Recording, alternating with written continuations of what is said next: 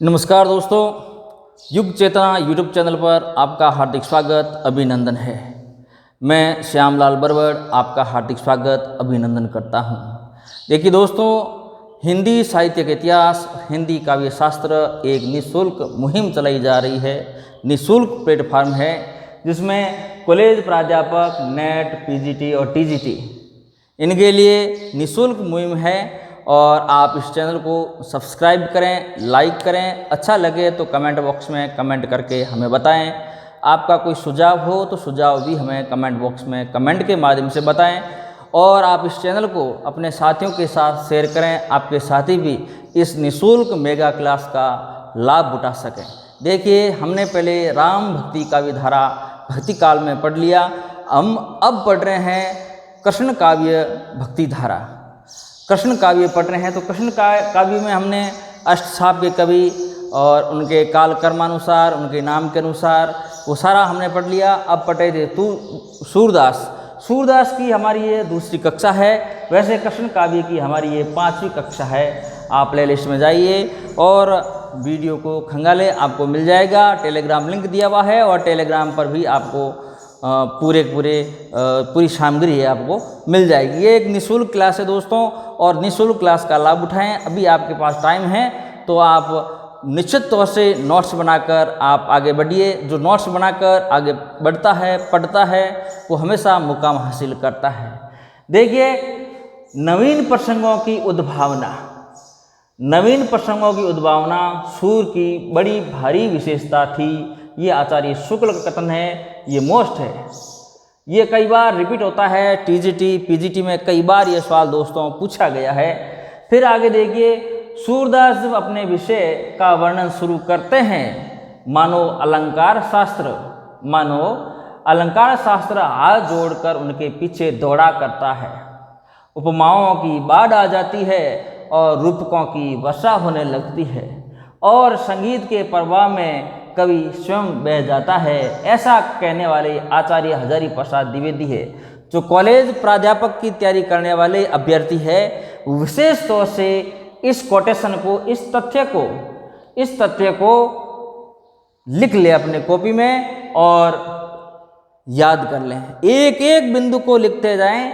ऐसे ही आपको college lecturer में, कॉलेज प्राध्यापक भर्ती परीक्षा और नेट पीजीटी में देखने को मिलेंगे कि अमुक तथ्य, अमुक मत किस आचार्य ने कहा था। तो ये आचार्य हजारी प्रसाद द्विवेदी का कथन है।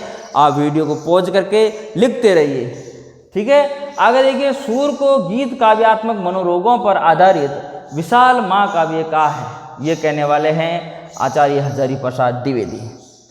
फिर आगे श्रृंगार रस और वात्सल्य रस के क्षेत्र में जहाँ तक इनकी दृष्टि पहुँची, वहाँ तक और किसी की नहीं पहुँची है, ऐसा कहने वाले हैं आचार्य रामचंद्र शुक्ल। सूरदास जी के बारे में ऐसा कहने वाले आचार्य रामचंद्र शुक्ल। जो तन्मयता इन दोनों में भक्त शिरोमणि कवियों की वाणी में पाई जाती है, वो अन्य कवियों में कहाँ। हिंदी के प्रभाव से अमर हुआ, इन्हीं की सरसता से उसका स्रोत सूखने न पाया। आचार्य रामचंद्र शुक्ल का है। गोस्वामी तुलसीदास और सूरदास के दोनों के साथ में कहा है, यूं पर लिखा है, इन दोनों भक्त शिरोमणि कवियों। इन दोनों भक्त शिरोमणि कवियों का मतलब है सूरदास और तुलसीदास जी के बारे में ऐसा लिखने वाले हैं आचार्य रामचंद्र शुक्ल। इन मत को सारे जो ये कोटेशन हैं, इनको अच्छी तरीके से अपनी कॉपी में लिख लें और याद करें। मैं जो मुख्य लग रहा है, अच्छा लग रहा है, उसको मैं लेके आया हूँ और परीक्षा में आया हुआ भी है। सारे पेपर में एनालिसिस करता हूँ, स्टेट के, सेंटर के, यूनिवर्सिटीज़ के सारे पेपर एनालिसिस करने के बाद में मैं ये तथ्य आपके सामने लेकर आता हूँ। आगे देखिए, वाक चातुर्य, इस शब्द को आप ध्यान रखना, बोलने में चतुराई। वाक चातुर्य, बोलने में चतुराई सूरदास की सबसे बड़ी विशेषता है। यह भी आचार्य शुक्ल का कथन है।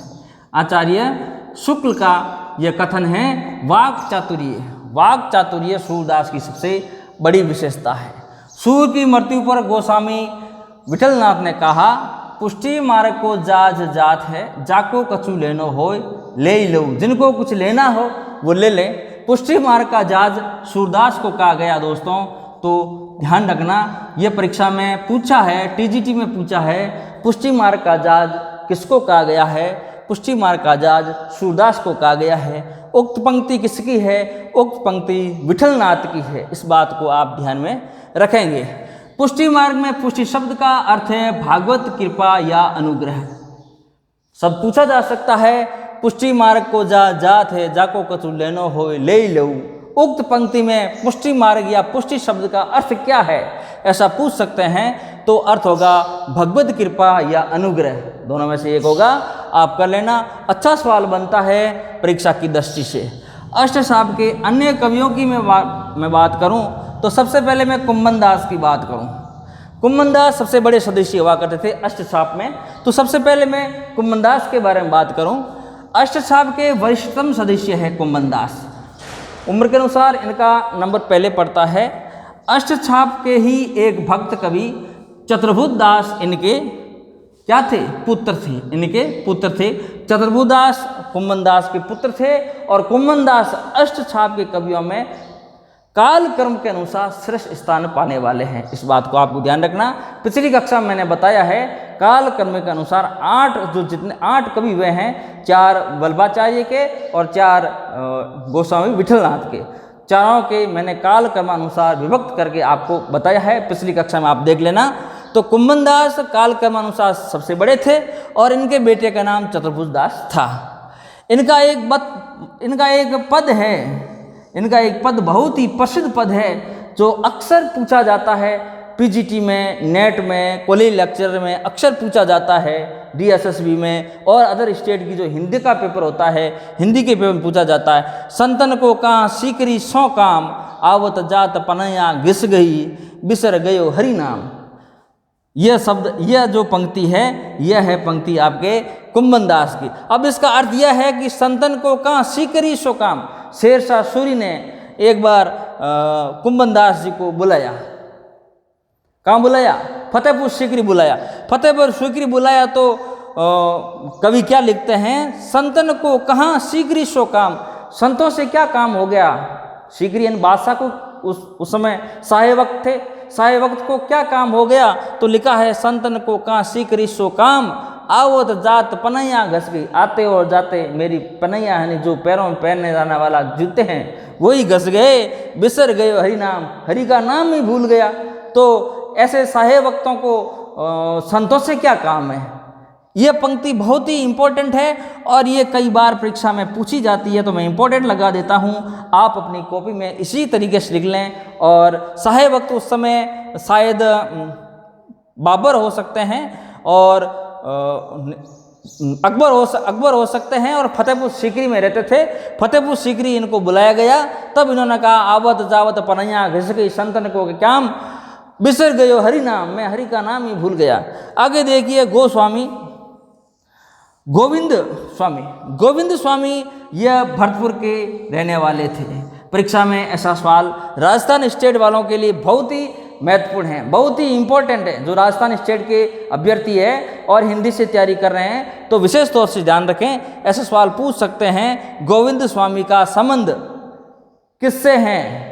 उसमें एक भरतपुर भी ऑप्शन होगा, उसमें दिल्ली भी ऑप्शन होगा, उसमें हरिद्वार भी होगा, है ना। तो आप भरतपुर ध्यान रखें। तो गोविंद स्वामी भरतपुर राजस्थान के रहने वाले थे, इस बात को ध्यान रखेंगे। विठलनाथ के शिष्यों में वरिष्ठतम शिष्य थे गोविंद स्वामी। विठलनाथ के जितने शिष्य हुए उन शिष्यों में वरिष्ठतम शिष्य थे वो गोविंद स्वामी थे। और संगीत सम्राट तानसेन इनके पद सुनने के लिए आया करते थे। इससे अच्छा मोस्ट क्या हो सकता है? गोविंद स्वामी के पद संगीत सम्राट तानसेन, अकबर के 9 रत्नों में से एक रत्न तानसेन, इनके पद सुनने आया करते थे। और ये विठलनाथ के शिष्य उनमें वरिष्ठ स्थान प्राप्त करने वाले शिष्य थे और ये राजस्थान के भरतपुर जिले से संबंध रखते हैं। दोस्तों आज इतना ही। कल और कृष्ण काव्य भक्ति धारा के कवियों के बारे में चर्चा करूंगा। इस चैनल को आप जितना हो सके ज़्यादा से ज़्यादा शेयर करें आपके साथियों के साथ, क्योंकि ये एक निःशुल्क प्लेटफार्म है, निःशुल्क मुहिम है। इसमें कॉलेज प्राध्यापक की तैयारी करने वाले, नेट, पीजीटी और टीजीटी की तैयारी करने वाले सभी अभ्यर्थी, स्टेट के, सेंटर के, राजस्थान स्टेट के, अदर स्टेट के, किसी भी स्टेट ऑल इंडिया में हिंदी साहित्य और काव्य शास्त्र का एक निःशुल्क प्लेटफार्म है। आप ज़्यादा से ज़्यादा इसका लाभ उठा सकते हैं, ज़्यादा से ज़्यादा आप पढ़ सकते हैं। रोज़ाना 4:30 बजे हमारी कक्षा संचालित होती है। नमस्कार दोस्तों, धन्यवाद।